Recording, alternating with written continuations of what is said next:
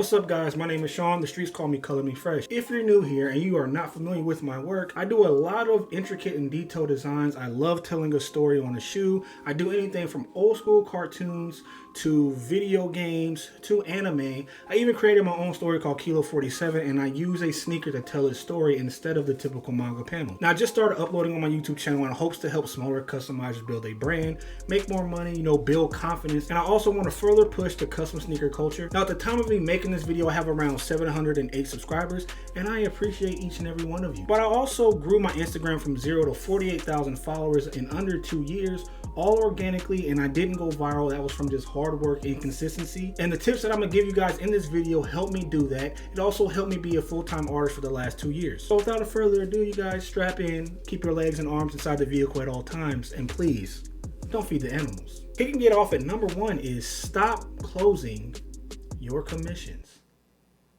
I'm gonna say it one more time for the people in the back. Stop closing your commissions. Instead, try this. Up your prices. No business is linear, right? Every business has ups and downs, especially a commission-based artist. You're gonna have plenty of up months. You're gonna have plenty of down months. One of the worst feelings is needing money and needing business and not having it. And then you sit back and think, well, I wish I took that commission 6 weeks ago. So you do not wanna close your commissions as a commission-based artist. So like I said, try this. Say for example, you're fully booked, you get a DM and somebody says, hey, I really love your work. How much do you charge? Now say at the time you're charging around $500. Instead of closing your commissions, like I said, up your price and say, hey, I charge $850. Now one or two things is going to happen. Number one, the person's going to say, oh, that's too much. I can't afford that. Well, no. They're not going to say that. They're just going to leave you on red. But with that being said, it's no harm, no foul, because you planned on closing your commissions anyway, right? So it doesn't affect you negatively. Now, option B is they say, okay. And you know what just happened, my friend? You now went from being a $500 artist to an $850 artist. You just increased your pricing by $350. Now, sure, you got another commission and you're already booked, but do you think you're going to be more focused on the fact that you just got something else and you're booked up, or you just got more money? Your confidence is going to go up. You just increased your stock or your value, and you can potentially charge more from this day forward because you now know there's a market for people that want to spend $850 for your work. And then from there, all you have to really do is increase your turnaround time, right? If your turnaround time is 8 weeks and you're fully booked, just increase it to 12 weeks. Like, you were going to open your commissions back up anyway. If you're going to close them, just extend your turnaround time. Now you have an extra 4 weeks, extra month, or however long you want your turnaround time to be to finish that commission. And tip number 2 is find your niche. Everything has a genre for the most part, right? If you're familiar with Twitch, any streamer, they can have a core following playing a game. If say you play Call of Duty and your core following, you get 10K viewers playing Call of Duty.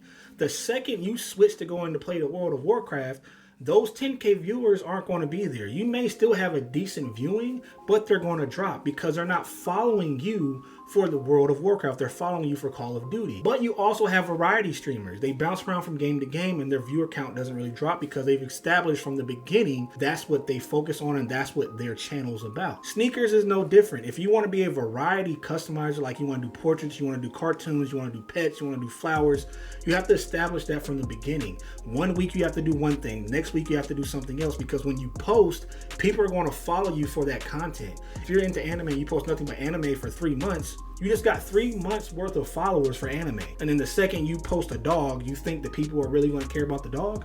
No, they want to see Goku, bro.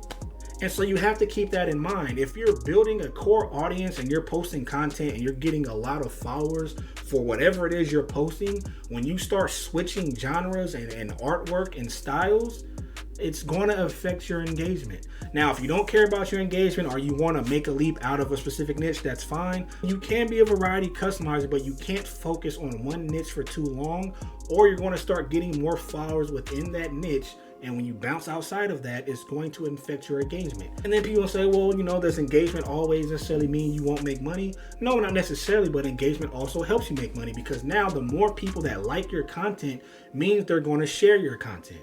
The more people that share your content means new people are going to see who you are. And then the more people that see who you are means it's free advertisement. That means you have the potential to make more money. So keep that in mind, people. And this third tip is stop doing stuff for free. I'm gonna just let that marinate real quick, all right? There are so many artists and customizers who make free shoes for people thinking it's going to help them grow and they're going to make more money. And I'm here to tell you, my friend, it is not going to happen. Now, does that mean don't ever in your life make a free shoe? No. If it's lucrative for you and your brand, then yes. Like if LeBron James comes to you and says, hey, can you make me a shoe? Like that's a no-brainer because the risk is worth the reward. The chance of LeBron James even posting that is going to increase your stock 100-fold. But Big Mac Tony that posts himself in Speedos on Instagram is not going to increase your stock, player. It's just not. Two things normally happens when people ask you for free shoes. When you see these influencers with 300,000 followers, right? They either, one, they don't post it at all. And that's usually what happens 75% of the time. Or when they do post it, they don't tag you in it. So you just spent however long making shoes for somebody and nobody knows you did it. Unfortunate. This is a business, so treat your business like a business. If you go to Gucci and ask for a free bag, you think they're going to give it to you? No. Number 4 is you should always be looking to improve and just be evolving. If you look at your work today and your work looks the exact same as it did a year ago, Houston, we have a problem. I'm not saying you can't like a design more from a year ago, but if you look at your work and you can't see any kind of improvement, whether it's your lines, your use of color, if you're into characters, your character work improved, or if it looks like a factory shoe, if you can't notice any improvement in any area, then time to go back to the drawing board. Like that's the only way you're going to be able to increase your prices is by getting better. You can't charge a premium price for a premium product if you don't have a premium product. So keep that in mind. Always strive to improve, always strive to get better. There's always room for improvement, even if you're not into like the artistic side of custom. Just say you do color blocking, that's fine, but there's also quality customs or color blocking and non-quality ones as well. Now number 5 is one that I talk about a lot. If you follow me on my socials, you know I talk about it a lot. I even mentioned it on my other tip video. If you have not seen that, you can check that out right here. But it's making work for yourself. Instagram, TikTok, YouTube, all these things are platforms. It's a stage. It's an opportunity for you to showcase what you're capable of doing. Like, are you gonna be more willing to spend 40 hours on a project and get paid $300 or spend 40 hours on a project that you get to keep? You're gonna be more willing to spend 40 hours to keep the shoe. If you pick to get paid $300, then you are working in a sweatshop. So by you being passionate and taking time to do those 40-hour projects that you're going to end up keeping for yourself, you're going to go all out. It's going to be a design majority of the time that's going to be a lot better than what people are normally used to seeing. Nobody understands your vision like you do, right? You may want to do a Goku shoe, a client may want a Goku shoe, but they may want it different than how you envision it. Now, when you make it for yourself, you can completely do it how you want to, and it's going to get noticed. Now, does that mean you're going to be able to do that right away and just make $1,000? No. But by you consistently doing that, you build a catalog. And when you build that catalog, my friend, you build a reputation. You know what that reputation does? The promised land. That's what you want. The reputation is what sells the product. It's no different than anything that has hype around it, right? It's the name associated with it. If you go out and paint a Louis Vuitton shoe that just has LV on it, you're going to be able to sell it for $50. If Kanye West comes out and paints the same thing, the simple fact that he touched the shoe is going to sell for $500,000. Why? Because of his name, his reputation. So again, you build that catalog, you build that reputation, and now you making it rain, baby. You can use dollar bills. You ain't got to use coins no more because you got the reputation. Everybody wants your shoes. Everybody want macaroni Tony shoes. So you set, player. Try it.